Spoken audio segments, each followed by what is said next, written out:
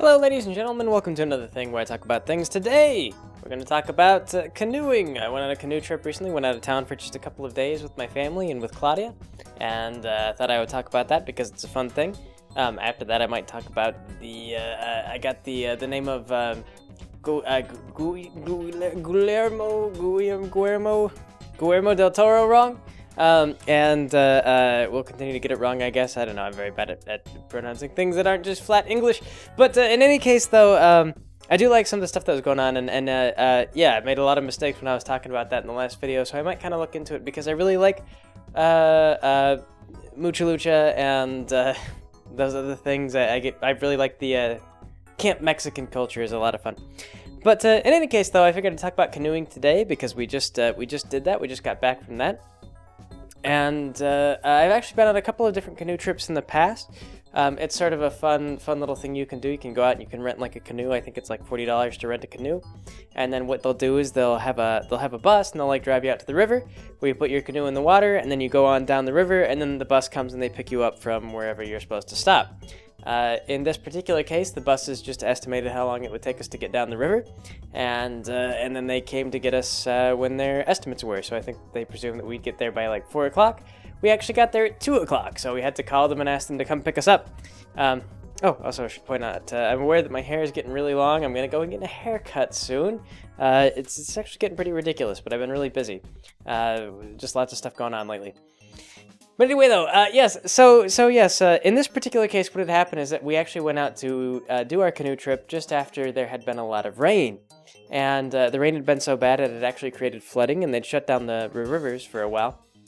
The banks had risen up way high, and they'd pulled in a bunch of trees, and so there was still a lot of water in the river, and it was running a little bit fast. Now, this wasn't like a really powerful river or anything like that. It wasn't. I live in the Kansas City area. It wasn't like we were, rafting down the Missouri River, which is quite dangerous. I think like if you look at the Missouri River, it's very powerful, and if you fall in, it'll just like suck you out to the middle of the river and then pull you under, because the way that fluid mechanics works is that you always have the highest amount of velocity in the center of a tube of sorts, and like a river is sort of like a half a tube, and so yes, in the center of the river, that's where the highest velocity is, and that's why if you get pulled into a strong current on a river, you'll drown, because you'll just immediately get pulled into the high current area where the velocity is greatest, and that happens to be the center of the river, and then it's virtually impossible to swim out of it, even if you're a very strong swimmer, and you drown. So nothing like the Missouri River, just a nice like good canoeing river for like a family trip of beginners. And like I say, I've done this a couple of times in the past. I can't remember exactly how many times. It's not like a really frequent, reoccurring type of trip. It's not like an annual thing, but it's just something that my parents like to do. And I believe that they've gone on more trips than I have. I think they've invited me to a couple, and I've skipped out on them for this or that reason, just busy with stuff. But this time we went on down there, and it was a good 3 or 4 hour drive, I think it was, maybe 5 hours. I can't recall exactly. It used to be when I was a kid and we would do these long sorts of drives, we'd get like books on tape. But I think we quit doing that around the time when like one day my dad got the Silmarillion as a book on tape. And it turns out the Silmarillion, which is like the lore of the Lord of the Rings universe, it's extremely boring.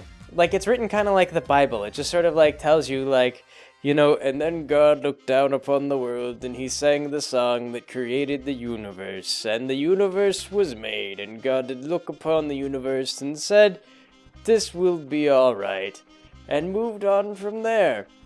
So, yes, Silmarillion was pretty boring. That's the last book on tape I remember us ever listening to. And for that matter, I don't know if they do books on tape quite so much anymore, because a lot of cars don't come with tape decks like they used to. I guess now you would just put them on your MP3 players, and they would just be books on MP3. I don't know. Yeah, so we didn't do anything like that. We just kind of sat around in the back, and Claudia dozed off, and I can't recall what all exactly we did, but as an adult now, it's much easier to just be patient for multiple hours of driving. So I just sat in the back and did whatever it was I did. Probably nothing, since I don't remember doing anything. And it's funny because like when you go around Missouri and like you're just going through all the back roads of Missouri, there's not very many restaurant options as far as things go. Like if you don't want to eat at McDonald's or whatever, then you pretty much got just like barbecue joints. And so that's pretty much what we ate for the entire trip. It's just like, breakfast, lunch, and dinner was just varying types of barbecue. We did like one Chinese buffet. It wasn't like the best Chinese buffet I've ever gone to, but Chinese buffet is usually not like really high class type of stuff. I used to have a Chinese buffet that was nearby, but I used to like to go to them all the time. But they went under. But anyway, the case is, as it was, we had a lot of barbecue on the way out. And then finally we got out to this place, and we had rented like a cabin out in the park or something. I was not sure exactly what the deal is. But they had some big fishery kind of thing, which I thought was funny. I understand why they do this, but it almost seems like cheating. What they do is they had this stream where they breed these like trout or catfish, or probably not catfish, nobody likes catfish, trout or something, some kind of big fish, and then after they've bred them for a while, they just release them to just run down the stream.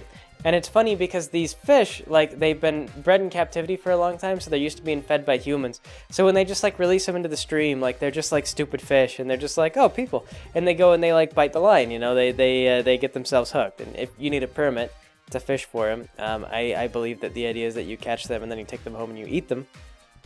But that's kind of the shtick that goes on there, is you just like basically these domesticated fish, and they're just like, they just trust people and they don't know any better, and they're like, oh, I've been hooked, strange, weird.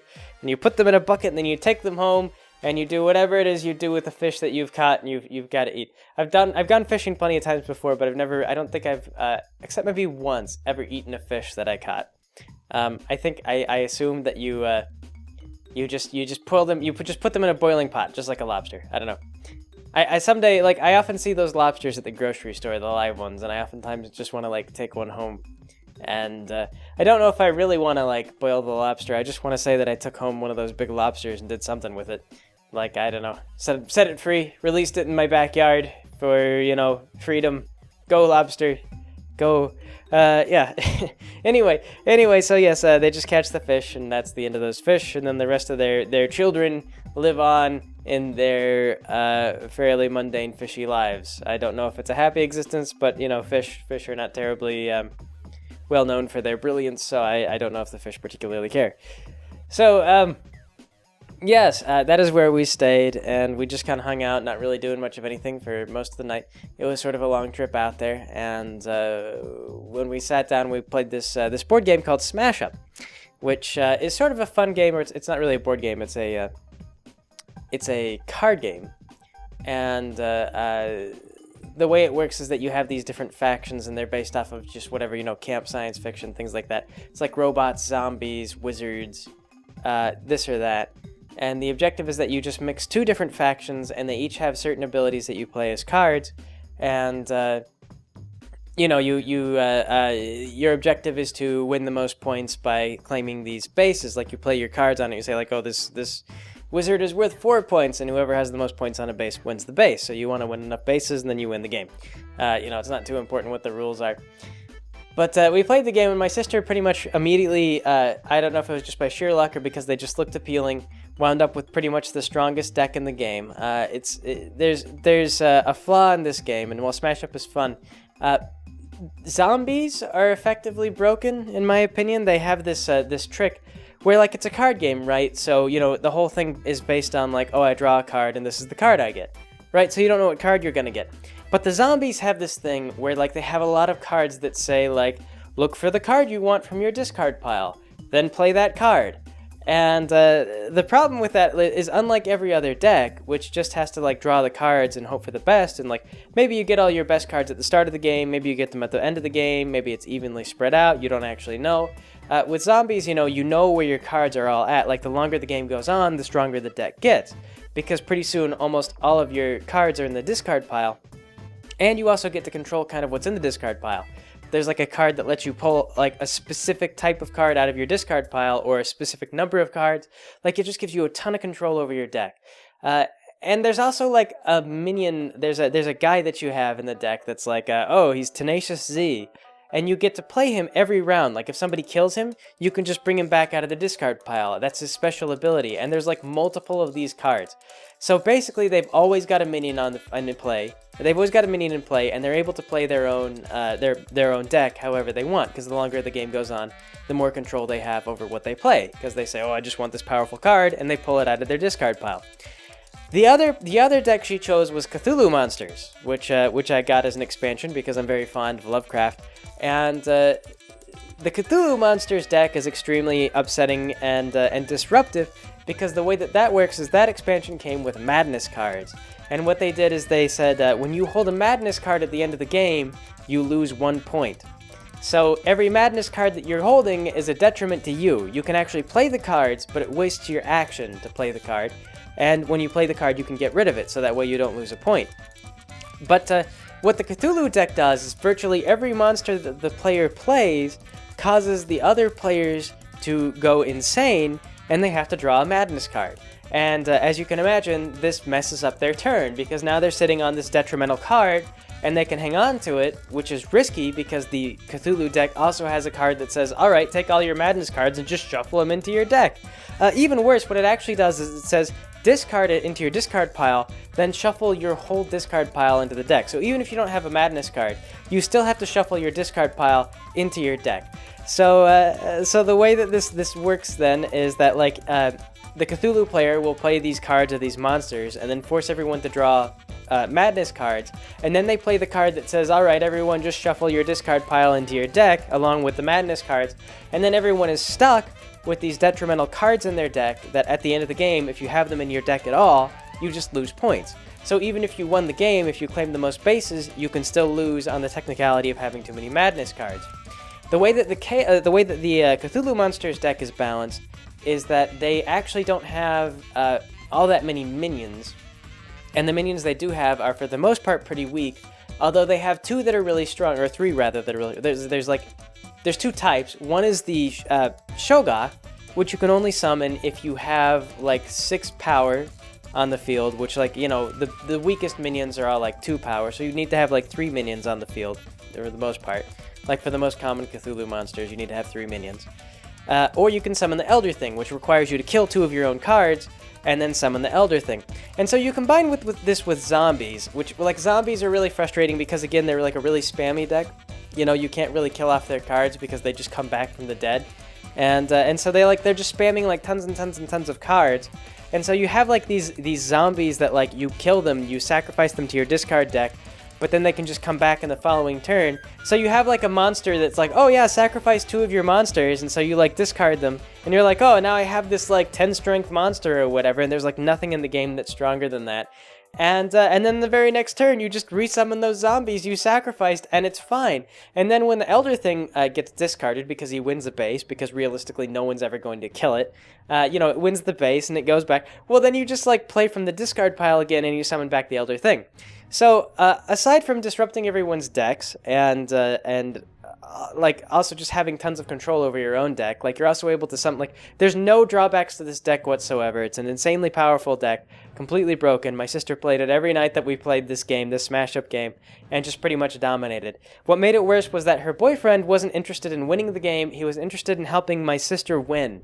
So I was trying to play the game, and every time I played a card, he was playing ninjas, which have a bunch of assassination cards, and he just kept playing assassinations on all of my minions. So anytime I tried to do anything, he would just kill it. And it was well, I can make no progress and I can do nothing. So a little bit of a frustrating series of matchup games. And then my mom is a little strange when she plays. She spends a lot of time thinking about her plans, and so her turns would take 10 minutes or whatever, and I don't know if any of you have ever played a board game, or we play Westnoth sometimes for game nights, and you get those players who it gets to their turn, and they're not paying attention, they're browsing a website or something like that, so everyone's kind of sitting around and they're kind of chatting and shooting the breeze, and then 10 minutes later you realize that you're still waiting on so-and-so to take their turn, and you're like, hey, so-and-so, take your turn, and they're like, shoot, I wasn't paying attention. And then they log into the game, and then they start taking their turn, and they're slow on top of that. So it's another, 5 or 10 minutes to wait for them to wrap up their turn. And you're sitting around in a 20-minute, this is a 20-minute turn this person winds up taking, because they're so slow at the game, and they're not even really paying very close attention to what's going on. This was what playing with my mom was like. It was just my turns were literally less than a second. I would just be card, played, done, I'm done with my turn. And then it would be 20 minutes before the game rotated back to me. And yeah, just a little bit agonizing. Game night with the family. Tough. There have been better games. There are better games that we've played. But anyway, that was the one that I brought, so that was the one that we played. We did that most nights. So yes. The canoeing trip, though, the actual canoe trip was itself quite a lot of fun. We went out there, and we were in our water gear and everything like that, and it looked like it was actually going to be pretty bad. We were looking at the weather forecast, and they were like, 51% chance of rain, and we were like, well, shoot, like, what do we do if it starts to rain when we're out on the river? And then like my dad was like, I don't know, we get rained on, and we really only had that one day. Like, it was a 3-day trip. So we just had that one day to do our canoe thing. So it wasn't like we were going to like stay an extra day or do anything like that. Everyone had to go back to work. Everyone had other obligations. And so it's just like, yeah, we're just going to go out there and, hope for the best. And surprisingly, it was the best. We actually went out there and like it was overcast. It looked like it was going to rain. It was just sort of like everyone was kind of like, yep, it's probably going to get a little wet, a little damp out here. And then the clouds just cleared up. And it was like beautiful blue skies the whole way out. I'd bought this like straw hat, and it was like this really cheap $10 straw hat, and it didn't look very good in the first place. But I was really thankful I bought it because I'd never worn like a wide brim straw hat like that before on one of those things, and it really covers it covers your face. The sun's not in your eyes, like your neck's not burning, anything like that. It's a good idea. It was a good plan. Claudia had one too. We were matching. We had matching straw hats. She had a slightly wider brim with kind of a more feminine hat. Mine was kind of a more kind of similar to a Stetson is what it looked like, but just made out of straw. I don't know. This is like a cheap hat. But yeah, we put on our sunscreen and everything else like that, and I made a crucial mistake. It's that like when you're standing, and you're wearing shorts, your shorts will go down to your knees, maybe, right? And so when you sit down, the shorts come up past your knees. So I was standing when I was applying the sunscreen, and I got it all over my legs and everything like that. I did good. And then I forgot to think about like pulling up my shorts and then getting sunscreen on my knees. So because it's a canoe trip, we spent the entire time sitting down with my shorts up over my knees. And at the end of it, I looked like a boiled lobster, speaking of that sort of thing, so my knees burned horribly. I spent all yesterday in the awful itchy phase of terrible sunburn. Like, I haven't boiled and I don't appear to be peeling, but yeah, pretty bad day for my knees. You don't really notice how frequently your knees are in contact with things until you get a terrible sunburn on them. I also didn't do a very good job on my feet. I was wearing sandals, so now I have this lovely burn shape of my sandal design on my feet. But yes, anyway, that's common. Got on our bug spray and everything else like that, kept the bugs off, and down the river we went. And I discovered that Claudia is a fantastic canoe expert. She's great to work with. She's a fast learner, and I forget this sometimes because it's not very often that she and I do things that strictly require like a lot of learning. Like we do things like like mini golf and other kinds of things, but every now and then we do something that's like, yeah, this might take a little while to learn, and then she just like picks it up really quick. So Claudia's a really fast learner, and she picked up canoeing like right away, and we just wound up like super coordinated. Like we did really great. I sat in the back because I was a stronger paddler, and essentially acted as the rudder. So when we needed slight course corrections, I would paddle us, and then when we both needed to turn like sharply or whatever, then we would both paddle on one side or both paddle on the other side. Kept our strokes even, kept our strokes the same. We talked about technique a little bit. I'm not like an expert or anything like that, but she started off doing something kind of weird with her hand, and then I encouraged her to move her hand down, and then it worked out. So it worked out. So it was really good. We were a really great team. And because of the storm, like I said, there were a lot of trees in the water along the way, and the river was running a little bit faster than usual. I think normally it was running about, like it's supposed to run about like 2 miles per hour, but after all the rains, it was running between like 3 and 4 miles per hour. So you could say, it doesn't really sound like a lot, but that's like double the speed the stream normally runs. So we were going down at like twice the normal stream speed through a lot of like navigating around a lot of like fallen foliage and things like that. It wasn't super common, but Claudia and I were really proud because despite all that stuff in the water, she and I were coordinating so well that we were navigating around it. We weren't really crashing into anything. We weren't really hitting anything. And we actually had to pull over and wait for the rest of the family to catch up to us over and over again. We got scolded for that. We were like, geez, guys. They were like, geez, guys, it's not a race. Like, slow down. You're going to overexert yourselves. And Claudia and I were like, we're not even overexerting ourselves. We're just coordinated. We're doing good. Like, my mom and dad were back there, and like I said, they've been canoeing for more times than I have. But they were a little funny because, like, later on, and I'll get to this, they canoe a little bit differently than I feel like they should.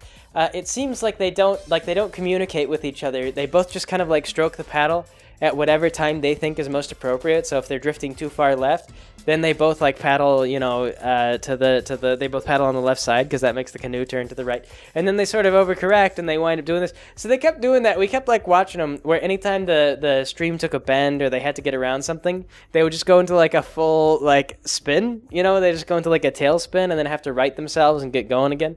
So, I'm actually not sure that Claudia and I were overexerting ourselves. We were probably exerting ourselves as much as my mom and dad were. It's just that she and I were exerting ourselves to travel forward in a straight direction, whereas my mom and dad were exerting themselves to travel in a circle. So, my sister and her boyfriend were a little bit better off, but not as coordinated. They were stroking at different times, and I think my sister was kind of letting her boyfriend act as the rudder. And it just kind of works out because, you put the guy in the back and he's able to paddle stronger. So that was how it went for most of the trip, was that most of the canoe trip is I just stayed in the back, and whenever I wanted to turn, and it didn't matter, like if we didn't have to turn quickly or we didn't have to turn hard, then I would just row harder. And it would turn the boat naturally because of the way that canoes are set up. Like, you've got one person sitting in the front, and so it's just a matter of, like, radial velocity. You apply a force, and then it'll turn one way or the other. So if I wanted to turn us, then I would just row harder, and I would apply that radial force, and we would just kind of turn naturally, and it would be a nice, even turn. And then if Claudia and I both needed to coordinate, then we would, and we got around everything really well. But my sister and her boyfriend did not get around things quite as well. At the outset, they actually crashed into one of the fallen trees. And it wasn't that they crashed into the tree so much, but what it was is that the tree had some pieces jutting out. And one of the things that was sticking out was a branch, like a tree branch. And it was still flexible enough that my sister's boyfriend was able to move the tree branch as they went by it, but he tried to hold it for her. And the trouble was that his arms are longer than hers, and he held it for a little too long.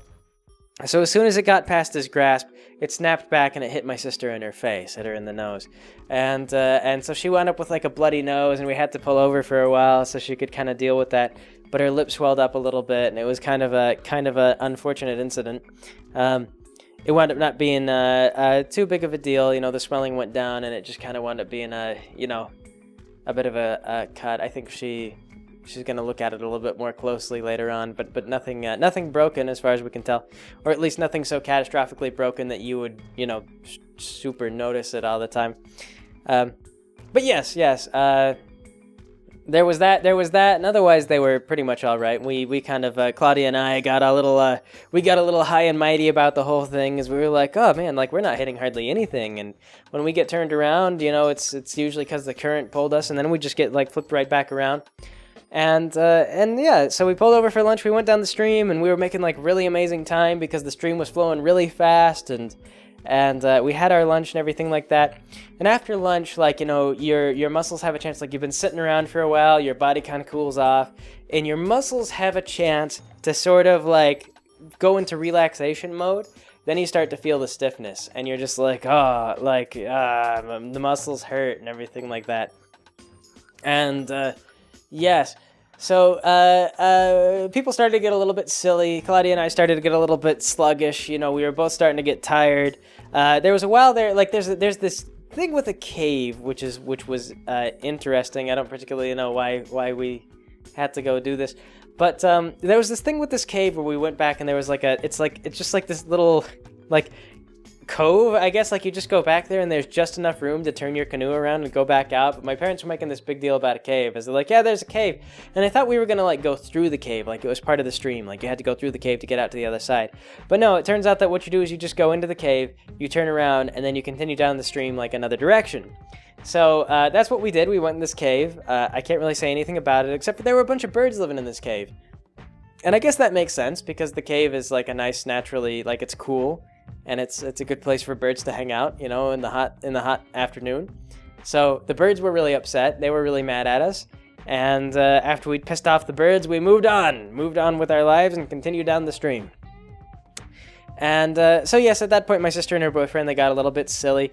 We kept passing them because, again, like, we weren't really overexerting ourselves, but Claudia and I were just like, whenever she put her oar in the water, I put my oar in the water, and we were just, straight ahead, forging along, doing our thing.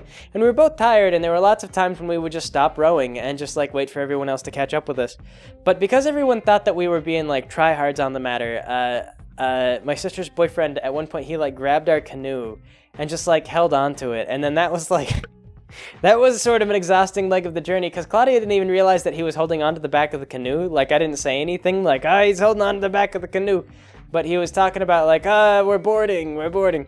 And so Claudia thought that they were just keeping up with us, but what was actually happening was that for a while he was doing that, we were just dragging their canoe.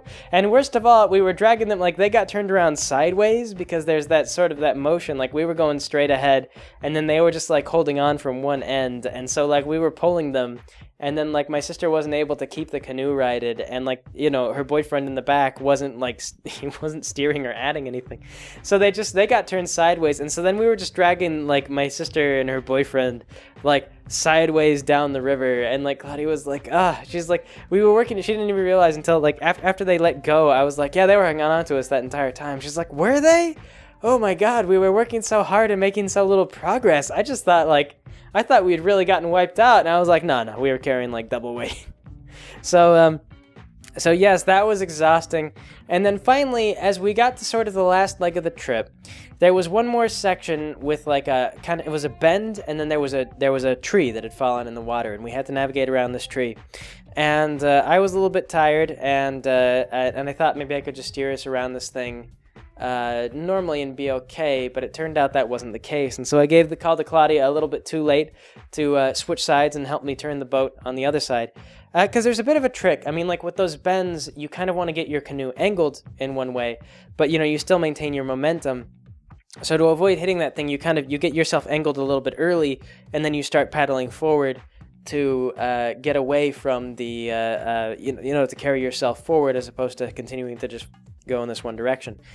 And the trouble was that I got us angled too slowly, and then Claudia was still paddling on, like I was paddling on the right to get us turned, and then she was paddling on the left. And at the time I was thinking, well, that's correct, because I'll get us turned, and then we'll want to start moving forward, so we'll both be paddling on opposite sides, because forward and away from this tree is where we wanted to be. But I didn't have the strength in me to make that sharp turn anymore. And so I called for Claudia to switch sides, and then she was tired, and so the switching sides was a little bit slow. And sure enough, we hit the tree. And we kind of violently capsized. So we'd been going really great up until this point, and then we had this, just bam, hit the tree. And I'm not entirely sure what happened, because what occurred afterward was a little bit chaotic and difficult to put together. Because the current itself wasn't really all that strong in the river. Like 4 miles per hour on an average isn't too bad. But the trouble is that when it's going around an object in the water, like a fallen tree, the current gets really fast around the tree because it's flowing around the tree. And man, the two of us got, like, pinned to this tree. And it felt really dangerous. Like, I got pulled under and then popped up and then got pulled under again and then tried to grab the canoe. And then it gave up on that because the canoe got away from me and then started to fill up with water. Like, it got tipped on its side because it was rocking around and being bounced against this tree. And so it filled up with water and then just sank. And as it was sinking, the current continued to carry it away. So it was just sort of like, well, that's gone, that's gone. And so I got stuck to this tree. And it was just like the current was really strong. Like, it was noticeably like, I didn't actually realize this until afterward, but I've got all these, like, bruises and cuts all over my legs now because most of the tree was about, like, up to thigh width. And like, the tree was kind of down in a more shallow area, so I kept trying to find purchase and plant my legs and get down there. And Claudia had kind of done the same thing. She's also got a bunch of like bruises all over her legs and everything like that. We got knocked around a little bit. I've got some cuts on my hands too. Just banged around on this tree. It was sort of awful. But I got down there with her, and I've done like river rafting before, and I remember one of the things they taught me in river rafting was that if you ever get like capsized from your boat, if you ever get knocked out of your boat, what you want to do is you want to face yourself downstream as well as you can and get your legs out first, so that way if you collide, if there's like stuff in the water and you collide with it, you collide legs first rather than head first, because head first is really dangerous.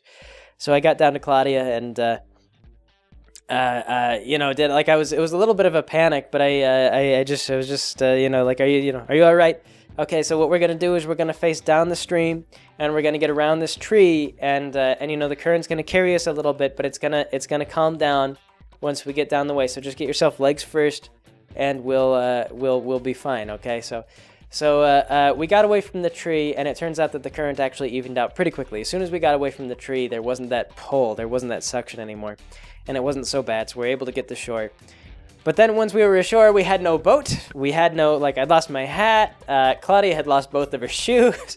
It was just a mess. The boat was sunk. The oars had actually gotten pinned up on the other side of the stream. And the worst part is that it was around another tree. So the stream was doing the same thing with the high current around the tree. And I was trying to figure out all right, so the oars are over there on the other side of a tree and this really high current kind of thing, and the water was even deeper over there. And I wasn't really sure what I was gonna do about it. And the boat was lost. It was kind of we were just sort of I was willing to write a lot of things off. It was fine. Claudia was fine. I was fine. I don't know how much a canoe is, but surely I don't know if my family puts some kind of insurance plan on the canoes or what. But in any case, blessings counted, everything was fine, except for a few bumps and scrapes. We were all right. But what wound up happening, though, is once we were able to collect ourselves a little bit, one of the oars came loose and started to drift downstream, and so I dove into the water and I caught it. And as luck would have it, one of Claudia's shoes was also with the oar, and it was just floating on the top of the water. So I was able to grab one of her shoes, and I got an oar, and then I crawled up on the other side of the bank, and it was it was a bit of a climb, because it was like a cliff face. There was sort of a cliff, but I was able to find some footholds and then climb up onto this cliff and then get around to the other side, and I was able to fish the oar away from the sort of the fallen tree. And so I had 2 oars and the shoe, and then I had to get in the water and sort of do that sideways scissor paddle to get back with the current trying to carry me down the river. So that was just a whole exhausting sort of ordeal. It was like a swim back and forth across the stream against the current.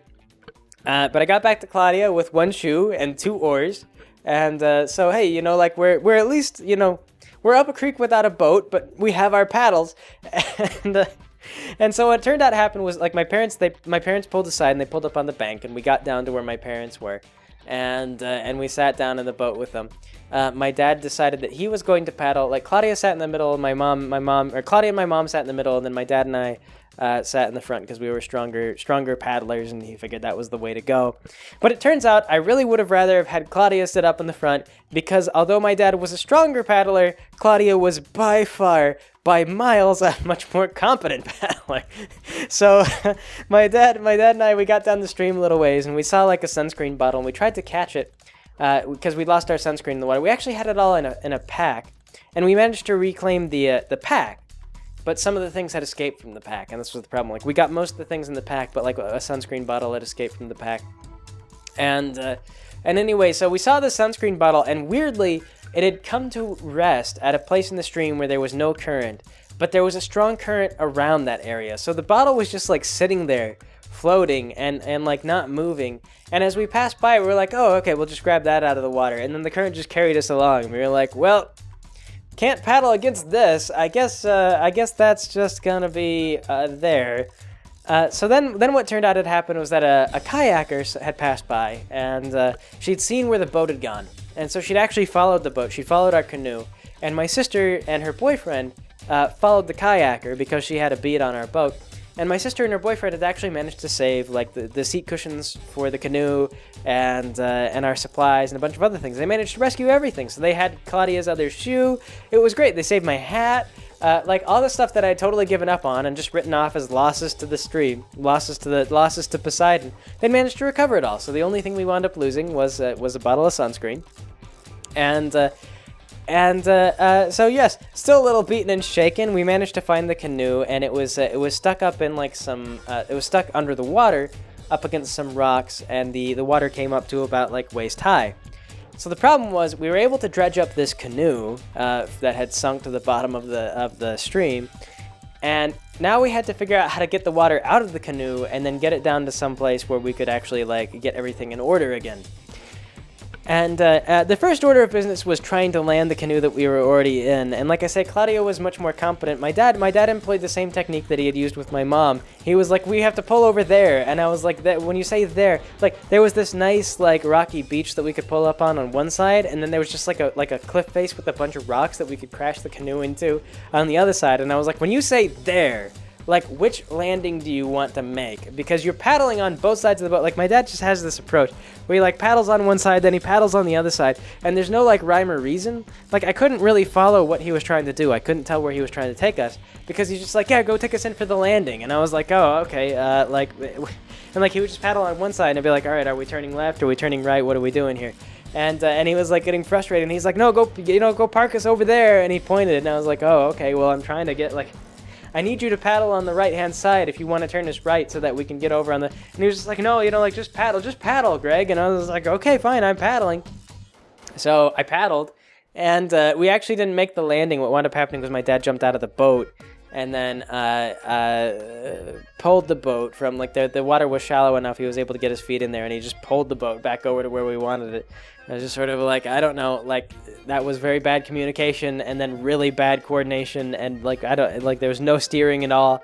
Like, you're just paddling randomly. I can't, like, what am I supposed to do with this? So, yes, we pulled the boat up, and we got it. We got some of the water out of it by flipping over, but the trouble was that, like, you know, if we tipped the boat too much, then the water will just, like, you'll have the lip of the boat flipped over and the water just gets back into it. So we got the boat somewhat drained, and then we just had to, like, bail the boat out with our hands to get it empty enough that someone could actually sit in it and then maybe steer it down to a beach and then empty it out properly. So that's what we did, is we wound up having to sit down and just, like, bail out the boat. And then weirdly, like, I was sitting in the back of the boat. That's where I got in. Like, you could tell, like, the seats are all facing a particular way.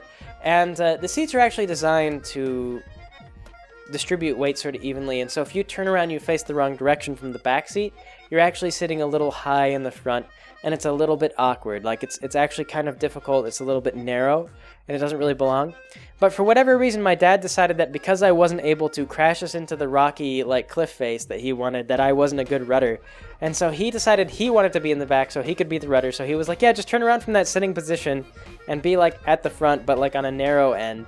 And then I will guide us on the back, and I'll just take us down to the beach. And it was like a straight shot to just, like, crash into this beach. But it was really difficult to work with my dad to navigate the boat to just, like, go straight and collide with the beach. Like, he was like, yeah, we'll take it over there. And he was like, I was just like, all right, Dad, what I'm going to do is I'm going to paddle on one side of the boat the entire time. So I need you to paddle. If you want to go straight, just paddle on the other side of the boat. And if you want to turn sharply, let me know. And we kept doing the same thing like my mom and him were doing, where, like, the boat kept turning around, and I was like, all right, I'm gonna paddle on the other side to even out the fact that you are paddling us just completely, like, you're the rudder, but okay. And so I don't know what he was doing, but it was just a mess. And so Claudia was with my mom in the other boat, and so they steered on their way down. And, like, afterwards, she and I were joking, and I was like, oh, my God, like, you and I should have just taken our own boat down there because, like, you're such a better canoe partner than my dad. And Claudia was, like, laughing, and she's like, no, the same problem happened with your mom. Like, I put her in charge of the rudder because I thought she knew better because she had more experience, and I could not tell what she was trying to do. She was just, like, paddling on either side of the boat, like, without any rhyme or reason. Like, she wasn't really, like, the boat would just kind of turn, and I was just kind of having to make up for it. Like, I don't know, I'm just trying to predict what she's doing, and I can't do it because they're so inconsistent. They're just on both sides, and they just stroke like when they stroke, and you know. So yes, we got the boat turned over. I was happy to be reunited with Claudia for all the practical reasons, and also because she's a sweetheart. And yes, we emptied out the boat. We got everything all thrown in there. Everything kind of recovered. I found out that the trouble with the straw hat though is that if your straw hat gets really soaking wet, it loses the shape of a hat. And it becomes kind of a droopy mess, and I couldn't really fix it. So, I mean, like, I guess the hat's not totally worthless, but it really doesn't like look like a hat anymore. It was only a $10 hat anyway. But that hat's ruined, and yes, while we were doing all this too, like it was right around after we collided, the clouds actually rolled back in, and it started to rain on us while we were dealing with this whole like capsizing and like, oh my god, are you okay, and all this other stuff. So it was kind of like, it was almost thematically appropriate, like that the rain started to come down like as we were facing all this trouble and everything like that. Like nature was just sympathetic to what was going on and was like, oh, now would be a good time to rain. It would be so appropriate, so fitting now. So it rained on us, and the rain actually let up a little bit once we got everything back in order. So it was funny because it kind of like drizzled on us while we were dealing with the canoe problem, and then the rain let up once we got it all kind of figured out. And then once we came to beach, once we finally, like, it was actually, we were really close to the end of the trip, and we got our ships back up onto the beach, and that was about when the rain clouds rolled in properly, and then it just rained for the rest of the day. But man, we just narrowly missed the rainstorm, and it was a great trip, almost perfect run. Claudia, best canoe partner, almost perfect run, except for that one little incident and the rain on us after we crashed. Like, had we not crashed, we actually would have gotten to the end of the course before the first raindrop really fell on anybody, I think, because we were that close to the end. Like, we didn't even realize it was just around the bend. Like, once we got everything all sorted out, we just like turned the corner, and there it was, like the end of the stream. So yes, fun time. We went back, and Claudia and I started watching BoJack Horseman. So we watched a couple of episodes of BoJack Horseman on her phone. She's got Netflix on her phone. Played another game of Smash Up, lost horribly to Zombie Cthulhu deck. Trying to figure out how exactly you can beat that Zombie Cthulhu deck. I'm not sure. There's a couple of decks that can deal with the Madness cards, and there's a couple of decks that can deal with like the zombie spam. But the two of them together is just insanely powerful, especially with the way that they force you to shuffle your deck all the time. So you can't really play from your own discard when you have that option. So, yeah. On our way back, we had some more barbecue, and can say we had a lot of Missouri barbecue. I mean, it was okay. Like, every barbecue is kind of a little bit different. You get different tastes, so whatever you feel like, you know. Some people like it with a little bit more vinegar. Some people like it with a little bit more, molasses and sugar and stuff like that. I tend to lean towards the sweet barbecues, but every now and then I like the more tangy kind. It just depends on your mood. But yeah, it was a fun time. Had a good time. All burned up and everything like that, but good bonding experience for Claudia and I. Nice to be out. Good vacation. Lots of stuff to do coming back, but a good time. So anyway, though, yes, that's that for that. That's the canoe trip, and I suppose that'll be it. So I'll catch you guys next time.